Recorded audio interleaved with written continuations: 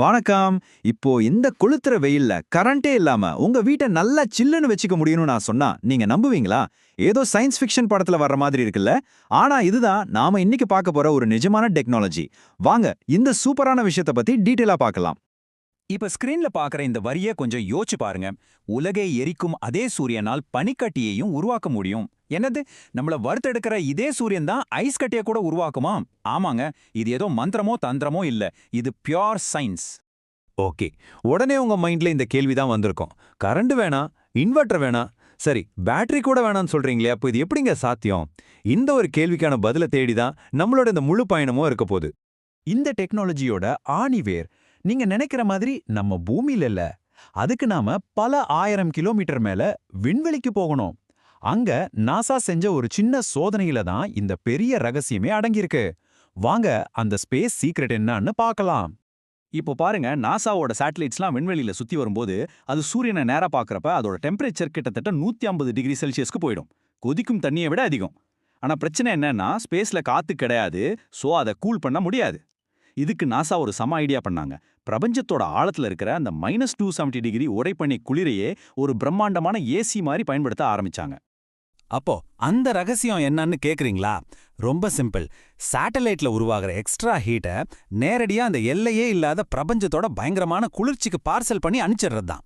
இப்போ மேட்டர் என்னன்னா, விண்வெளிக்கு மட்டுமே சொந்தமா இருந்த அந்த சீக்ரெட் டெக்னாலஜி இப்போ நம்ம வீட்டு மொட்டை மாடிக்கே வந்திருக்கு.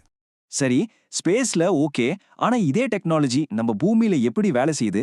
இங்க தான் நம்ம வளிமண்டலம், அதாவது அட்மாஸ்பியர் ஒரு முக்கியமான ரோல் ப்ளே பண்ணுது. அது என்னன்னு பார்க்கலாமா?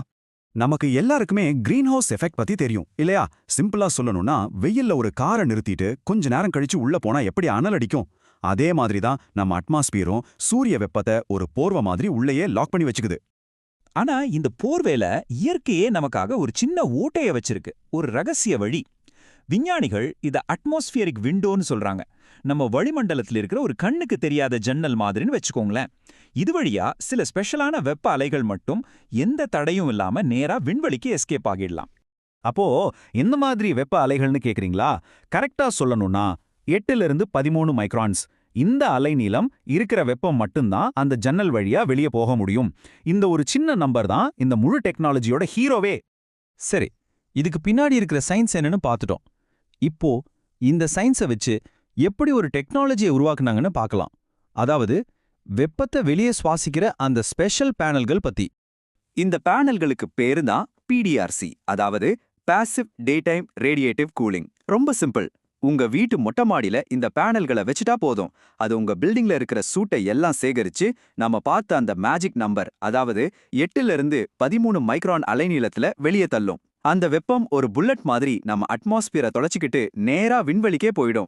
இதோட ரிசல்ட், கொளுத்துற வெயில்ல கூட உங்க மொட்டை மாடி நல்லா சில்லுன்னு இருக்கும். இது ஏதோ பேப்பர்ல இருக்கிற தியரி மட்டும் இல்ல, நிஜத்திலேயே இதை டெஸ்ட் பண்ணி பார்த்திருக்காங்க. இப்ப பாருங்க, கலிஃபோர்னியாவில் பெரிய பெரிய சூப்பர் மார்க்கெட்டு, டேட்டா சென்டர்ஸ்லாம் இதை யூஸ் பண்ணியிருக்காங்க. அவங்களோட கரண்ட் செலவு, அதாவது ஏசிக்கு ஆகிற செலவு 40 to 60% வரைக்கும் குறைஞ்சிருக்கு. யோசிச்சு பாருங்க, நம்ம கரண்ட் பில்ல பாதியா குறைச்சா எப்படி இருக்கும்? அதுதான் அங்க நடந்திருக்கு. இது எந்த அளவுக்கு ஒரு புரட்சிகரமான விஷயம்னு புரியணும்னா, நம்ம வீட்டு ஏசி கூட இதை ஒப்பிட்டு பார்க்கலாம். நம்ம ஏசி ஓடணும்னா கரண்ட் வேணும். இதுக்கு 0 கரண்ட். நம்ம ஏசி என்ன பண்ணும்? வீட்டுக்குள்ள இருக்கிற சூட்டை எடுத்து வெளியே தெருவில் தள்ளும். அதனால நம்ம ஊரே இன்னும் சூடாகும். ஆனா இந்த பேனல், இது வெப்பத்தை பக்கத்து வீட்டுக்கோ தெருவுக்கோ அனுப்பல, பூமிக்கே சம்பந்தம் இல்லாம மொத்தமா விண்வெளிக்கே அனுப்பிடுது. இதுதான் கேம் சேஞ்சர். சரி, இந்த டெக்னாலஜி ரொம்ப பிரமாதமா இருக்கு. ஆனா இப்போ ஒரு முக்கியமான கட்டத்துக்கு வரும். இந்த விஷயம் இந்தியாவுக்கு எந்த அளவுக்கு ஒரு வாய்ப்பு, அதே சமயம் ஒரு சவால் அப்படிங்கறத பத்தி பேசுவோம். இந்த ஃபீல்ட்ல ஸ்கைகூல் மாதிரி பெரிய பெரிய கம்பெனிகளும் முக்கியமான ரிசர்ச் எல்லாமே இன்னைக்கு அமெரிக்காவில் தான் நடந்துட்டு இருக்கு. இதே பார்க்கும்போது நம்ம மனசுல இயல்பாவே ஒரு கேள்வி எழும்புது. உலகத்திலேயே ரொம்ப வெப்பமான நாடுகள்ல இந்தியாவும் ஒண்ணு. நம்ம ஊர்ல வெயில் எப்படி கொளுத்துதுன்னு நமக்கு தெரியும். அப்படி இருக்கும்போது நமக்கான ஒரு தீர்வை நாம கண்டுபிடிக்காம அது ஏன் அமெரிக்காவுல இருந்து வரணும்? இந்த டெக்னாலஜி ஏன் இந்தியால உருவாகல? இதுதான் $1,000,000 கேள்வி. இந்த ஒரு வரி எல்லாத்துக்கும் பதில் சொல்லும்னு நினைக்கிறேன். மேக் இன் இந்தியா அப்படின்னா வெளிநாட்டு கம்பெனியோட பொருளை வாங்கிட்டு வந்து இங்க அசம்பிள் பண்றது மட்டும் இல்ல, நமக்கான தீர்வுகளை, நமக்கான புதுமைகளை நாமளே உருவாக்குறது தான் உண்மையான மேக் இன் இந்தியா.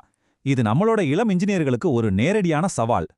சரி, நம்ம இந்த பகுதியோட இறுதிக்கு வந்துட்டோம். இப்போதைக்கு நம்ம கையில என்ன தீர்வு இருக்கு, அதே சமயம் இந்த டெக்னாலஜில என்ன ஒரு புதிர் ஒளிஞ்சிருக்குன்னு பார்த்து முடிச்சிடலாம். இந்த ரேடியேட்டிவ் கூலிங் பேனல்கள் மார்க்கெட்டுக்கு வந்து நம்ம எல்லார் வீட்டுக்கும் வர குறைஞ்சது ஒரு 2-3 வருஷமாவது ஆகும். அது வரைக்கும் வெயில்ல வாடணுமா? இல்ல. இப்போதைக்கே ஒரு நல்ல ஆப்ஷன் இருக்கு. அதுதான் டைரக்ட் சோலார் ஏர் கண்டிஷனர். அத பத்தி நீங்க யோசிக்கலாம். ஆனா கடைசியா ஒரு விஷயம், இந்த அற்புதமான டெக்னாலஜில ஒரு சின்ன சிக்கல் ஒளிஞ்சிருக்கு. எந்த கம்பெனியும் இத பத்தி பெருசா பேச மாட்டாங்க. குறிப்பா மழை காலத்துல இல்லனா வானம் மேகமூட்டமா இருக்கும்போது இந்த பேனல்களோட பவர் குறைஞ்சிடும். ஏன்? தண்ணிக்கும் இந்த டெக்னாலஜிக்கும் என்ன சம்பந்தம்? இது ஒரு பெரிய புதிரு. இத பத்தின பதில நம்ம அடுத்த பகுதியில பார்ப்போம். அது வரைக்கும் யோசிச்சுட்டே இருங்க.